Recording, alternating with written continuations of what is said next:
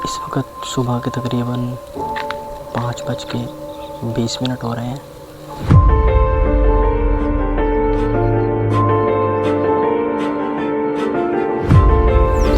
तो आज के इस व्लॉग में मैं आपको अपने डेरे का टूर कराऊंगा।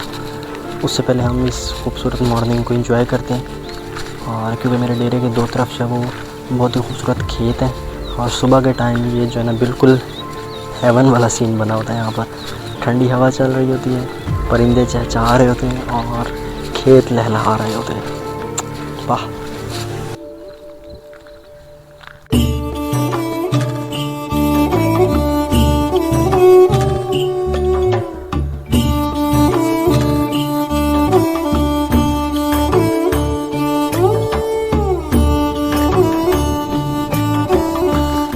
तो सीन्स कुछ ऐसे हैं भैया जी कि इस वक्त मैं मौजूद हूँ ये गंदम के खेत के अंदर, और पीछे शायद आपको नज़र आ रहे हैं चंद दरख्त, वो बागात, वो सारे आम के बाग हैं।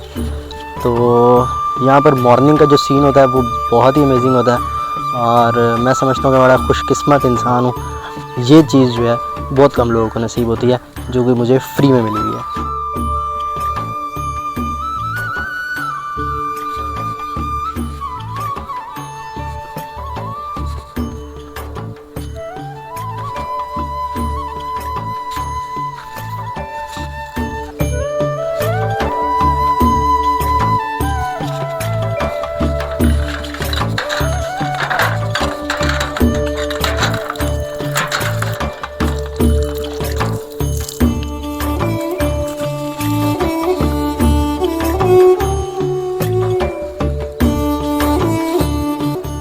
वैसे तो हमारे मुल्क की एक बहुत बड़ी आबादी जो है वो देहातों में रहती है, और वो ऐसा जो सीन है वो एंजॉय करते रहते हैं, और उनके लिए बड़ी नॉर्मल सी चीज़ होती है। लेकिन फिर भी एक काफ़ी बड़ा चंक जो है हमारी आबादी का वो शहरों में रहता है, और उनमें बहुत सारे ऐसे लोग हैं जिन्होंने ज़िंदगी में कभी देहात नहीं देखा होता।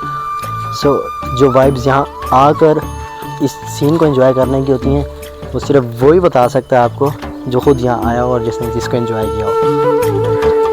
मेरे पीछे जो है वो लोग लग्जरियस लाइफ गुजार रहे हैं, और साथ ही साथ यहाँ पर नेचर के मज़े भी ले रहे हैं। तो हम लोग शहर में रह रहे हैं, साथ ही साथ हम देहात को एंजॉय भी कर रहे हैं।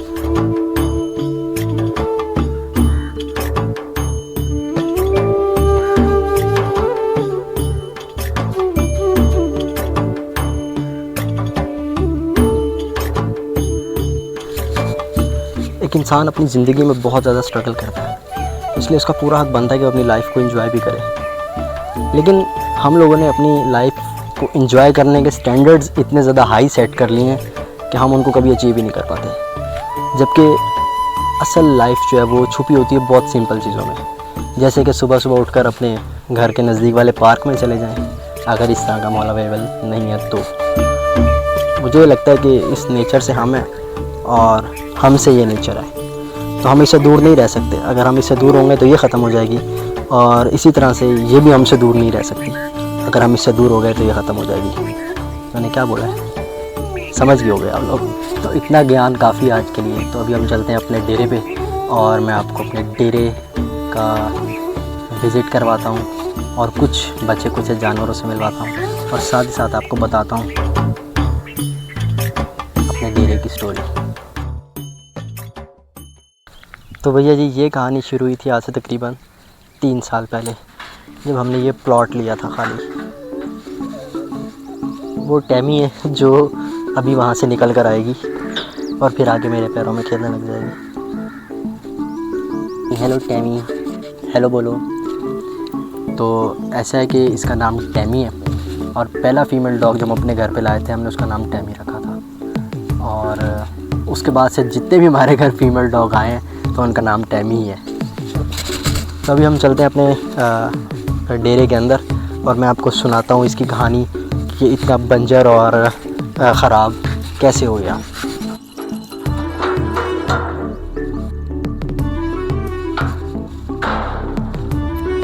तो 3 साल पहले जब हमने ये प्लॉट बाय किया तो हमारा इरादा था हम यहाँ पर घर बनाएंगे, लेकिन फिर कुछ वजूहात की वजह से हमने इरादा ये मनसूख कर दिया घर बनाने का, और सोचा कि यहाँ पर हम कुछ जानवर पाल लेते हैं, और यहाँ पर कुछ मुर्गियाँ और चंद बकरियाँ रख ली, और उनकी रखवाली के लिए 1-2 डॉग्स रख लिए।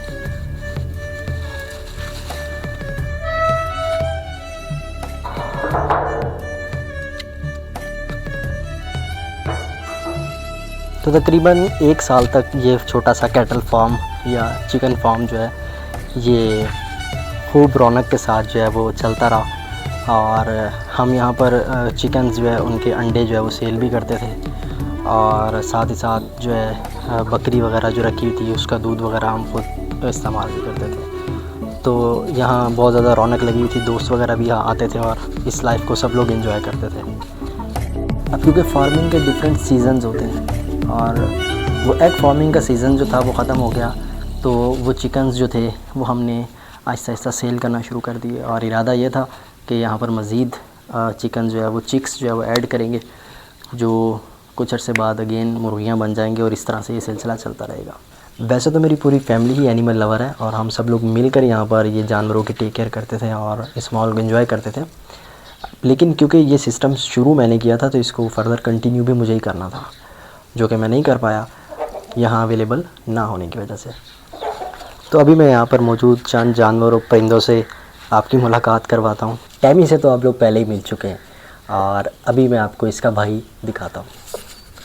क्योंकि ये टैमी का भाई है तो इसका नाम है टैमी का भाई। ये आजकल बहुत ज़्यादा बीमार हुआ है और अभी इसकी मेडिकेशन चल रही है, तो होप्स हो गई ये ठीक हो जाएगा इंशाल्लाह। जिसके कान बहुत ज़्यादा पसंद है, बिल्कुल सीधे खड़े हैं। यूजुअली डॉग्स के इतनी छोटी उम्र में कान इस तरह खड़े नहीं होते। ये भी हार्डली मंथ का है। तो ये है हमारा असील मुर्गा और मैं भी लास्ट वीक इसको जो है बाई करके लाया हूँ मंडी से, क्योंकि प्रीवियसली मैंने जो मुर्गे जितने भी थे वो सेल कर दिए थे। तो इसका मैंने अभी कोई नाम नहीं रखा है, लेकिन माशाल्लाह ये बहुत खूबसूरत है। कोई नाम आप सजेस्ट करना चाहते हैं तो बताइए, मैं इसका नाम रख दूँगा।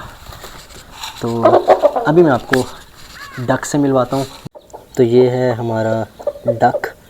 एक्चुअली ये डक नहीं है, इसको गीज़ या गूज़ कहते हैं। ये मेल है और अभी ये गंदम खा रहा है। तो यहाँ पर पिछले 1-1.5 साल के अंदर मेरा बहुत ज़्यादा नुकसान हुआ।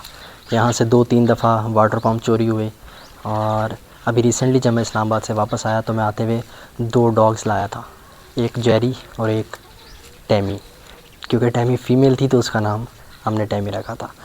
और वो तकरीबन 10-15 दिन या शायद हार्डली 20 दिन यहाँ रहे होंगे। उसके बाद कोई उनको यहाँ से खोल कर ले गया। तो ये कहानी थी इस डेरे की। तो भैया जी अभी प्लान ये है कि इस डेरे को दोबारा से रीस्टोर करना है और दोबारा से इसकी रौनक को बहाल करना है। और उसके लिए मुझे काफ़ी ज़्यादा हार्ड वर्क करना पड़ेगा, काफ़ी ज़्यादा टाइम स्पेंड करना पड़ेगा, जो कि मेरे पास यूजुअली नहीं होता है।